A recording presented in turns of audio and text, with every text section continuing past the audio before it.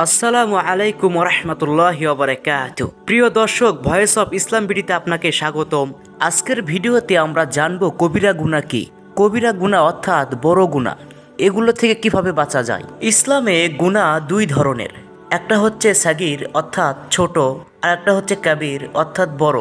আল্লাহু তাআলা আল কোরআনে বলেছেন, তোমরা যদি বড় গুনাহ থেকে বিরত থাকো তাহলে আমি তোমাদের ছোট গুনাহ মাফ করে দেব। সূরা আন-নিসা আয়াত 31। কবিরা গুনাহ মানে সেই সব অপরাধ যেগুলোর ব্যাপারে আল্লাহ এবং তার রাসূল কড়া শাস্তির কথা বলেছেন। হাদিসে কবিরা গুনাহের কথা এসেছে। রাসূলুল্লাহ সাল্লাল্লাহু আলাইহি ওয়াসাল্লাম বলেছেন, তোমরা 7টি বড় গুনাহ থেকে বেঁচে থাকো। হাদিস বুখারী এবং মুসলিম থেকে পেয়েছি। এখন জেনে নিন প্রধান কবিরা গুনাহ সম্পর্কে। প্রথমেই বলবো শিরক, আল্লাহর সঙ্গে কারো শরিক করো না, এটা সবচেয়ে বড় গুনাহ। যিনি 7 আসমান এবং মহান আরশের মালিক, তার সঙ্গে কারো শরিক করো না। এরপরে হত্যা করা, অন্যায়ভাবে কারো প্রাণ নেওয়া। আল্লাহ তাআলা সূরা বনী ইসরাইলে বলেছে, তোমরা এমন প্রাণকে হত্যা করো না যে প্রাণকে হত্যা করা আল্লাহ হারাম করেছে। আপনি যদি অন্যায়ভাবে কোনো মানুষকে হত্যা করেন তাহলে তার জন্য আপনাকে কঠিন শাস্তির সম্মুখীন হতে হবে। এরপরে জাদু করা, ইসলামে কঠোরভাবে নিষেধ করা হয়েছে। কাউকে জাদু করবেন না, কাউকে অন্যায়ভাবে কারো কোনো ক্ষতি করবেন না। এরপরে সুদ খাওয়া, আল্লাহর ঘোষণা যুদ্ধ। হাদিসে রাসূলুল্লাহ সাল্লাল্লাহু আলাইহি ওয়াসাল্লাম বলেছেন, যে ব্যক্তি সুদ খেলো সে যেন তার মায়ের সঙ্গে জিনা করলো, নাউজুবিল্লাহ। এরপরে একটা এতিম সন্তানের সম্পদ মেরে খাওয়া বা আত্মসাৎ করা। কোরআনে সূরা আন-নিসা আয়াত 10, যারা অন্যায়ভাবে বেআইনিভাবে এতিমের সম্পদ ভক্ষণ করে তারা সত্যি তাদের পেটে আগুন খাচ্ছে এবং তাদের জন্য রয়েছে প্রজ্বলিত অগ্নি। এখানে আল্লাহ তাআলা এতিমের সম্পদ মেরে খাওয়াকে কঠোর শাস্তির কথা বলেছে। এরপরে জিহাদের ময়দান থেকে পালানো বা যুদ্ধক্ষেত্র থেকে পালানো। সূরা আনফাল আয়াত 15, আল্লাহ তাআলা বলেছেন, হে আল্লাহর বান্দারা, তোমরা যখন শত্রুর সম্মুখীন যুদ্ধের জন্য বের হও তখন পালিয়ে যেও না। এরপরে একটা পবিত্র নারীর বিরুদ্ধে মিথ্যা অপবাদ দেওয়া। যদি আপনি এই কাজটি করেন তাহলে এর শাস্তি হবে 80টা বেতের আঘাত, যদি আপনি 4 জন সাক্ষী বের না করতে পারেন।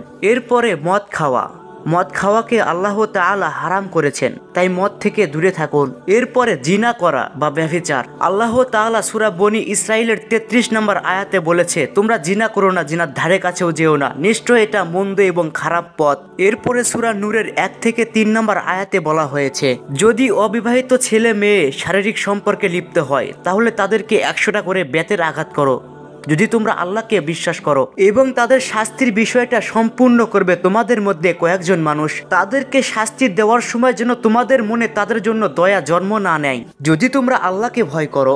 হাদিসে এসেছে, যদি তোমাদের মধ্যে বিবাহিত ছেলে মেয়ে জিনায় লিপ্ত হয়, অর্থাৎ আপনার বউ থাকা সত্ত্বেও আপনি অন্য একটা মেয়ের সঙ্গে শারীরিক সম্পর্কে লিপ্ত হয়েছেন, তাহলে আপনার শাস্তি হবে মৃত্যুদণ্ড, পাথর মেরে হত্যা করা হবে আপনাকে। ছেলে বা মেয়ে উভয়ের ক্ষেত্রেই একই আইন।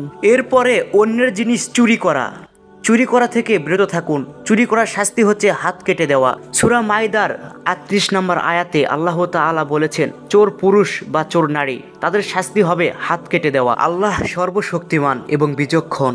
এরপরে মিথ্যা শপথ, কাউকে মিথ্যা আশ্বাস, মিথ্যা বিশ্বাস এসব দিবেন না, এটা সবচেয়ে বড় গুনাহ।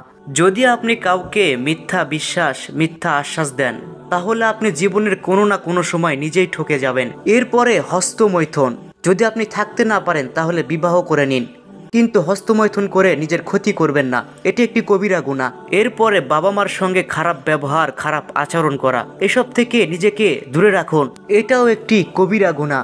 আল্লাহ তাআলা বলেছেন, তোমরা আমাকে সেজদা করো এবং আমাকে ভয় করো, তারপরে তোমাদের বাবা মাকে সম্মান করো, শ্রদ্ধা করো। এখন জেনে নিই এসব কবিরা গুনাহ থেকে বাঁচার উপায়। গভীর রাতে নামাজে দাঁড়িয়ে তওবা করা, আন্তরিকভাবে ক্ষমা চাওয়া, চোখের জল ছেড়ে দেওয়া, বেশি বেশি সৎ কাজ করতে হবে, নামাজ, রোজা, দান এবং সদকা করতে হবে, খারাপ বন্ধুর সঙ্গ ত্যাগ করতে হবে, কোরআন এবং হাদিসের আলোকে জীবন যাপন করা। সম্মানিত দর্শক, কবিরা গুনাহ আমাদের দুনিয়া এবং আখিরাতকে ধ্বংস করে দেয়, তাই আসুন এসব থেকে বের হয়ে আসি। আপনি যদি ইসলামিক ভিডিও দেখতে ভালোবাসেন, ইসলামকে জানতে ভালোবাসেন, তাহলে অবশ্যই চ্যানেলটাকে সাবস্ক্রাইব করতে ভুলবেন না। সবাই ভালো থাকবেন, আবার দেখাবে নতুন আরেকটা ভিডিও নিয়ে ইনশাআল্লাহ।